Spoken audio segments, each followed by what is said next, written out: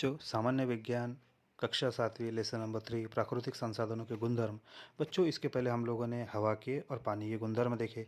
अब आज हम लोग बात करेंगे मृदा के गुणधर्म, प्रॉपर्टीज ऑफ सॉइल। मृदा या मिट्टी ये एक महत्वपूर्ण प्राकृतिक संसाधन है। अनेक प्रक्रियाओं के परिणाम स्वरूप मिट्टी को रंग मिलता है ना। जमीन के पृष्ठभाग की मिट्टी का रंग उसके नीचे वाली सतह की तुलना में गाढ़ा होता है। मिट्टी अलग अलग रंग की होती है, जैसे काली, लाल, ताम्रवर्णी, पीली और राखेली। जमीन के वर्गीकरण के लिए ये मिट्टी का जो रंग होता है या उसकी जो बनावट होती है उसका हम लोगों को निरीक्षण करना पड़ता है, उसका ध्यान रखना पड़ता है। तो मिट्टी अलग अलग प्रकार की पाई जाती है। अब ये मिट्टियाँ जो होती है इसकी बनावट के अनुसार या सॉइल टेक्सचर के अनुसार हम उसका जो वर्गीकरण है वो समझेंगे। सबसे पहले मिट्टियाँ जो अलग अलग प्रकार की होती हैं वो देखेंगे हम लोग। हमारे आसपास जो मिट्टियाँ मिलती हैं उनमें से मिट्टी के विविध आकार के कणों के अनुपात के कारण मिट्टियों में कुछ अलग अलग प्रकार के वर्गीकरण होते हैं। जैसे सबसे पहला आता है सैंडी सॉइल, जिसको बालुई मिट्टी बोलेंगे। बालुई मिट्टी में बालू के मोटे कण का अनुपात अधिक होता है, मतलब यहाँ जो कण होते हैं मिट्टी के वो बड़े बड़े होते हैं, मोटे मोटे होते हैं। इसलिए इसमें पानी का निकासी आसानी से हो जाता है, इसमें पानी टिक नहीं पाता। ऐसी मृदा मशक्कत के लिए आसान होती है, मतलब मशक्कत करना मतलब प्लगिंग करने के लिए ये मिट्टी काफ़ी आसान होती है ना। बालुई मिट्टी के कण सिलिकॉन डाइऑक्साइड नामक खनिज से बने होते हैं। वे पानी में नहीं घुलते, इस कारण मिट्टी में पोषक तत्वों की आपूर्ति करने की क्षमता बहुत ही कम होती है। वैसे ही दूसरी प्रकार की मिट्टी आती है दोमट मिट्टी, जिसको सिल्ट सॉइल बोलेंगे। इस प्रकार की मिट्टी में जो कणों का आकार है वो मीडियम होता है, मतलब एकदम बहुत बड़ा भी नहीं होता और बहुत छोटा भी होता। ये मिट्टी में की जो ज़मीन है ये बालुई ज़मीन की तरह मशक्कत करने के लिए आसान नहीं होती, लेकिन चिकनी मिट्टी की तरह मशक्कत करने के लिए कठिन भी नहीं होती। मतलब ये बहुत आसान भी नहीं है इसके ऊपर प्लगिंग करना और बहुत कठिन भी नहीं है। यहाँ ये इस मिट्टी में जैविक घटक बहुत अधिक मात्रा में पाए जाते हैं, इसलिए ये मिट्टी में सबसे अधिक पोषक तत्व पाए जाते हैं। ये मिट्टी के अंदर पानी भी एक तरह से अवशोषित हो पाता है।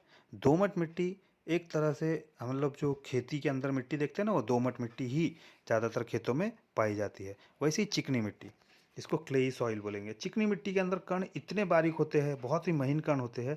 ये इस कारण चिकनी मिट्टी इसे हम कहते हैं। चिकनी मिट्टी जो कण है वो स्पर्श करने पर ही हमको चिकनी लगती है। इसमें पानी धारण करने की तो क्षमता बहुत होती है, लेकिन पोषक तत्व इसमें अधिक मात्रा में टिके नहीं रहते। पोषक तत्व की आपूर्ति सबसे अधिक दोमट मिट्टी में ही होती है, इस कारण दोमट मिट्टी को कृषि के लिए सर्वोत्तम माना जाता है। अब ये जो मृदा है इसकी रचना कैसे होती है, ये तो ठीक है, हम लोगों ने अलग अलग प्रकार से इसका वर्गीकरण देख लिया, लेकिन ये मृदा की रचना कैसी होती है, सॉइल बनती कैसी है। बच्चों मृदा की रचना होना बहुत आवश्यक है, क्योंकि मृदा रचना का एक अपना महत्व है। मृदा की रचना पर ही जमीन की उर्वरकता निर्भर होती है, मतलब कौन सी जमीन कितनी अच्छी है, कितनी अच्छी फर्टिलिटी है जमीन की, ये डिपेंड करता है उसके मृदा की रचना के ऊपर, है ना। सॉइल से स्ट्रक्चर के ऊपर। सॉइल स्ट्रक्चर इसलिए काफ़ी ज़रूरी है क्योंकि इसमें बहुत सारी चीज़ें हम लोगों को पता चलती है। जैसे अच्छी मृदा रचना के कई सारे फायदे होते हैं। एक तो जड़ों को ऑक्सीजन की प्रतिपूर्ति होती है। पानी की अच्छी निकासी के कारण वनस्पतियों की जड़ों की भी योग्य वृद्धि होती है। तो ये सभी बातों का हम लोगों को ध्यान रखना पड़ता है। मिट्टी के कणों की जो रचना होती है वो अलग अलग स्तर के अनुसार होती है। कुछ कण स्वरूप, है ना, स्तंभाकार, ढेले के स्वरूप में मिट्टी की रचना पाई जाती है। देखो यहाँ पर अलग अलग चित्रों में दिख रही है मिट्टी की रचना किस प्रकार से होती है। उसमें सबसे पहले स्तरीय है ना। दूसरा कण स्वरूप है, छोटे छोटे से कण दिख रहे हैं। तीसरे में स्तंभाकार है, जो ढेले दिख रहे हैं। और सबसे आखिर में ढेले दिख रहे हैं, ये काले काले से। ये ऐसे चार प्रकार के अलग अलग मृदा की रचना पाई जाती है। अब इन मिट्टी के उपयोग क्या है, ये जो मिट्टी है, सभी प्रकार की मिट्टी हम लोग देख रहे हैं, इसका उपयोग क्या है। तो मिट्टी के कई सारे उपयोग है। सबसे पहले वनस्पति संवर्धन, है ना, वनस्पतियों की वृद्धि करने के लिए मिट्टी आवश्यक है। जल संसाधन, मिट्टी पानी को धारण करके रखती है, इस कारण बांध, तालाब, कई सारे माध्यमों के लिए मिट्टी का उपयोग जल संसाधन के रूप में भी किया जाता है। क्योंकि जल संसाधन जितने बनते हैं, एक तो मिट्टी पानी को धारण करके रखते हैं, तो इससे वजह से कुएं, तालाब, इनके माध्यम से हम पानी को 12 महीने तक इसका उपयोग कर सकते हैं, है ना। आकार्यता, मिट्टी से हम लोग कई तरह के बर्तन बना सकते हैं, उनको अलग अलग आकारों में ढालकर मिट्टी का उपयोग करके मटकी, है ना, मूर्तियाँ, ईंटें, ये सभी चीज़ें बनाई जाती है। वैसे ही ये सब मिट्टी के उपयोग है। इनके अलावा कुछ मृदा के प्रकार भी है, मृदा के कुछ अलग अलग प्रकार है। मतलब ये जो मिट्टी है इसके कई सारे प्रकार है। जैसे चीनी मिट्टी, चीनी मिट्टी कौन सी होती है? एक ये श्वेत रंग की मिट्टी होती है। इस मिट्टी से प्लेटें, पैलियाँ, स्नान घर की टाइलें, है ना, आजकल टाइल्स वगैरह दिखती है, ये सब चीनी मिट्टी की बनाई जाती है। खड़िया मिट्टी, खड़िया मिट्टी ये भूरे रंग की होती है। इसमें पुतले और मूर्तियाँ तैयार होती है। जैसे महाराष्ट्र में इसको शाड़ू मिट्टी भी बोलते हैं। टेराकोटा मृदा, टेराकोटा मृदा एक तरह की ऐसी मिट्टी है जिससे गमले या सजावट की मूर्तियाँ बनाई जाती है। वैसे ही मुल्तानी मिट्टी भी एक आई जाती है। मुल्तानी मिट्टी इस सौंदर्य प्रसाधनों के उपयोग में इसका उपयोग किया जाता है। तो इस प्रकार मिट्टी के कई सारे अलग अलग प्रकार भी है। अब मृदा परख परीक्षण, जिसको सॉइल टेस्टिंग बोलेंगे। सॉइल टेस्टिंग किसे कहा जाता है? तो हमारे पास जो मृदा आ रही है, जो मिट्टी आ रही है, उस मिट्टी में उर्वरकता कितनी है, वो मिट्टी के अंदर जल धारण की क्षमता कितनी है, वो मिट्टी के अंदर कौन सी फसल उगाई जाएगी, कौन सी फसल से उसको अधिक लाभ होगा, इन सभी की जांच करने के लिए सॉइल या मृदा परीक्षण या सॉइल टेस्टिंग करना काफ़ी आवश्यक है।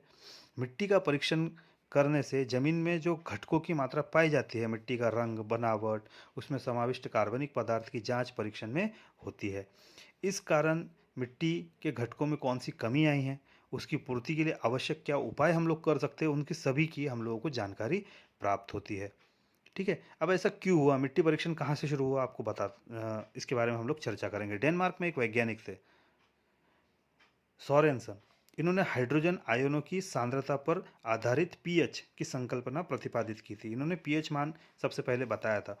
तो मिट्टी का पीएच निश्चित करने के लिए मिट्टी को 1:2 के अनुपात में मिश्रण करके मिट्टी और पानी को 1:2 के रेशो में हम लोगों को लेना है। और इसके अनुसार मिट्टी के अंदर कौन कौन से घटक है उसका हम लोग पीएच स्केल के ऊपर उसको परीक्षण किया जाता है। जैसे पीएच स्केल पर यदि मिट्टी 6.5 से कम हो, जैसे मिट्टी का पीएच यदि 6.5 से कम हो, इसका मतलब मिट्टी में अम्लीय पदार्थ ज़्यादा है, जिसको अम्लीय मिट्टी बोलेंगे। वैसे यदि उसका पीएच 7.5 से अधिक हो तो उस मिट्टी में क्षार की मात्रा अधिक है, ऐसा कहा जाता है। लेकिन यदि मिट्टी का जो पीएच स्केल है वो 6.5 से 7.5 के बीच में होता है तो उसे उदासीन मिट्टी कहते हैं। तो इस प्रकार मिट्टी के 3 प्रकार के जो पीएच के अनुसार मान निश्चित करते हैं, इसी पर मृदा परीक्षण निर्भर होता है। तो मृदा परीक्षण करके ये पाया जाता है कि मिट्टी किस प्रकार में आती है, मिट्टी अम्लीय है, क्षारीय है या उदासीन है। इस प्रकार से ये पता किया जाता है। अब ये सभी बातों को ध्यान में रखकर यदि ऐसा पता चला कि मिट्टी की उर्वरकता कम होती है, तो मिट्टी की उर्वरकता कम होने के कई सारे कारण हो सकते हैं। एक तो मिट्टी के पीएच का मान 6 से कम होना या 8 से अधिक होना, ये दोनों ही यदि चीज़ें हो रही है तो मिट्टी की उर्वरकता कम होने का ये कारण है। कार्बनिक पदार्थों की मात्रा कम होती है, ये भी एक उर्वरकता कम होने का कारण है। कार्बनिक पदार्थों की मात्रा कम हो तो भी उर्वरकता कम होती है। जमीन में पानी की निकासी न होना, पानी की निकासी यदि जमीन के अंदर नहीं हो रही है तो भी मिट्टी की उर्वरकता कम होती है। हमेशा यदि हम एक ही फसल बार बार उगाए तो भी इससे मिट्टी की उर्वरकता कम होती है। लवण युक्त पानी या जो हम बोलते हैं बोरवेल के पानी का, क्षार युक्त पानी का ज़्यादा यदि हम उपयोग करें ज़मीन के ऊपर तो इससे भी मिट्टी की उर्वरकता कम होगी। वैसे ही रासायनिक कीटकनाशकों का बड़ी मात्रा में उपयोग करने से भी मिट्टी की जो फर्टिलिटी है या जो इसकी उर्वरकता है वो भी कम होगी। तो इस प्रकार बच्चों हम लोगों को ध्यान में रखना है कि मिट्टी की उर्वरकता कम होने के जो कारण है उससे हमको बचना है। कि मिट्टी का पीएच 6 से 8 के बीच में हो, 6.5 से 7.5 के बीच में हो। मतलब मिट्टी एकदम ज़्यादा एसिडिक भी ना हो और बहुत ज़्यादा अल्कलाइन भी ना हो। ठीक है। रासायनिक उर्वरकों का अधिक मात्रा में उपयोग करने से भी जमीन की बनावट बिगड़ती है। जमीन की बुआई करते समय हम लोगों को लगातार एक ही फसल को बार बार वो फसल लगाना नहीं है। एक फसल के बाद हम लोगों को थोड़ा चेंज कर, जैसे गेहूं की फसल के बाद ज़मीन की उर्वरक शक्ति थोड़ी सी कम हो जाती है, तो इसके बाद हम लोग यदि मूंगफली, मूंग, मोठ, मटर, अरहर, चना, सोयाबीन जैसी वनस्पतियों को लगाना चाहिए। इससे क्या होगा कि ज़मीन की उर्वरकता वापस पहले के जैसे हो जाएगी और फिर से हम उसके बाद उस पर गेहूँ लगा सकते हैं। यदि बार बार हम लोग सिर्फ गेहूँ ही लगा रहे हैं तो ज़मीन की उर्वरकता पर इसका असर होगा। तो इस प्रकार बच्चों मिट्टी या मृदा के जो गुणधर्म हैं वो हम लोगों ने यहाँ पर देखे। मिट्टी एक बहुत ही महत्वपूर्ण संसाधन है। मिट्टी का सभी लोगों को उपयोग समझ में आने चाहिए, मिट्टी के बारे में अधिक से अधिक जानकारी प्राप्त होनी चाहिए, मिट्टी के बारे में इसके सभी उपयोग है, मिट्टी के संवर्धन किस प्रकार हम कर सकते हैं, उसके संरक्षण के लिए हम लोग क्या क्या प्रयत्न कर सकते हैं, इन सभी बातों की जानकारी के लिए वर्ल्ड लेवल पर 5 दिसंबर को वैश्विक मृदा दिन के रूप में मनाया जाता है, जिसको वर्ल्ड सॉइल डे को मनाया जाता है, ताकि लोगों को मिट्टियों का जो संवर्धन है या उसका संरक्षण के लिए लोग उसमें अधिक से अधिक प्रयत्न करें। तो इस प्रकार बच्चों हमारे यहाँ लेसन नंबर 3 खत्म होता है।